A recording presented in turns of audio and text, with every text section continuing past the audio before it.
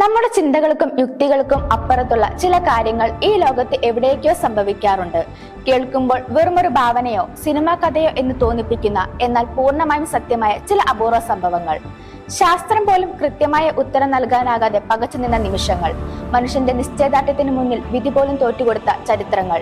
നമ്മുടെ വിശ്വാസത്തിന്റെ അതിരുകളെ ലംഘിക്കുന്ന അത്തരം അസാധാരണവും അപൂർവമായ യാഥാർത്ഥ്യങ്ങൾ തേടിയുള്ള യാത്രയാണ് ഈ programme. Welcome to beyond belief.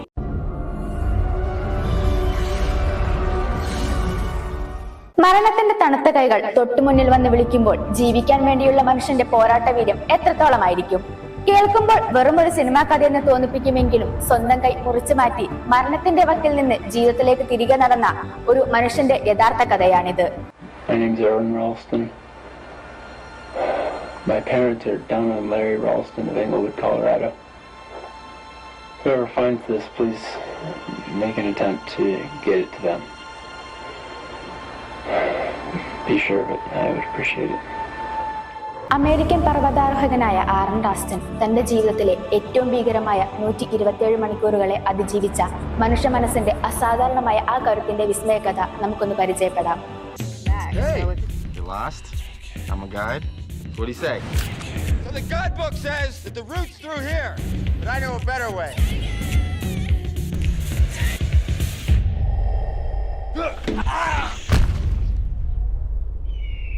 Christy! Help! Megan!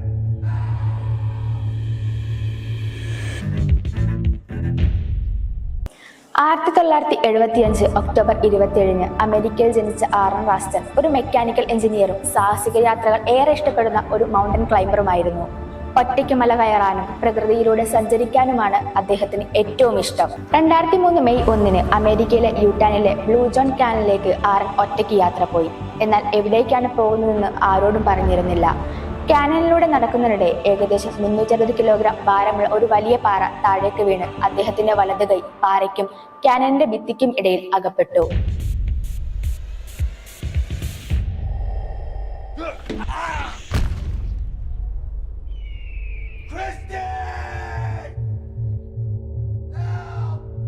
എത്ര ശ്രമിച്ചിട്ടും കൈ പുറത്തെടുക്കാൻ കഴിഞ്ഞില്ല. അടുത്ത 5 ദിവസവും അഥവാ 127 മണിക്കൂറും ആറൺ അവിടെ കുടുങ്ങിക്കിടന്നു. കൈവശമുണ്ടായിരുന്നത് കുറച്ച് വെള്ളം, ചെറിയ അളവിൽ ഭക്ഷണം, ഒരു വീഡിയോ ക്യാമറ, ഒരു ചെറിയ കത്തി എന്നിവ മാത്രമായിരുന്നു. വെള്ളം തീർന്നു, ശരീരം ക്ഷീണിച്ചു, രക്ഷപ്പെടാനുള്ള എല്ലാ പ്രതീക്ഷയും നഷ്ടപ്പെടാൻ തുടങ്ങി.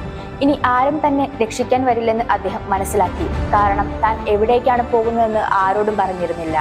അപ്പോഴാണ് അദ്ദേഹം ഒരു ഭയാനകമായ തീരുമാനമെടുക്കുന്നത്. ജീവൻ രക്ഷിക്കണമെങ്കിൽ കുടുങ്ങിയ കൈ വിട്ടുപോകണം എന്ന് അദ്ദേഹം തിരിച്ചറിഞ്ഞു. ആദ്യം കൈയിലെ 2 അസ്ഥികൾ പൊട്ടിക്കാൻ അദ്ദേഹം ശരീരഭാഗം ഉപയോഗിച്ചു.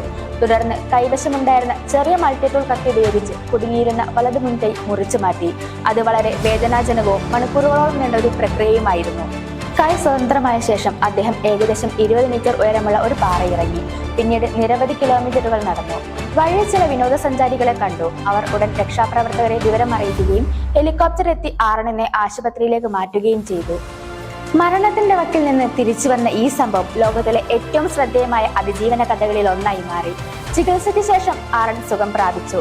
കൃത്രിമ കൈ ഉപയോഗിച്ച് വീണ്ടും മലകയറ്റം തുടങ്ങി. പിന്നീട് അദ്ദേഹം ലോക പ്രശസ്ത മോട്ടിവേഷൻ സ്പീക്കറായും എഴുത്തുകാരനായും മാറി. തന്റെ അനുഭവങ്ങൾ between A rock and A hard place എന്ന പുസ്തകമായി പ്രസിദ്ധീകരിച്ചു. പിന്നീട് അതിനെ ആസ്പദമാക്കി 127 ഹവേഴ്സ് എന്ന സിനിമയും പുറത്തിറങ്ങി. ആറൺ കാണിച്ച ആ ധൈര്യവും മനസ്സുറപ്പും നമ്മളെ ഓർമ്മിപ്പിക്കുന്നത് നമ്മുടെ ഉള്ളിലെ പോരാട്ട വീര്യത്തെക്കാൾ വലുതല്ല ലോകത്തിലെ ഒരു പ്രശ്നവും എന്നതാണ്.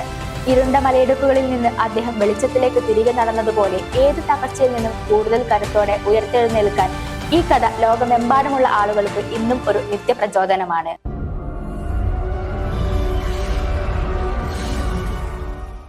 അടുത്ത എപ്പിസോഡിൽ മറ്റൊരു അപൂർവ യാഥാർത്ഥ്യമായി വീണ്ടും കാണാം. നന്ദി.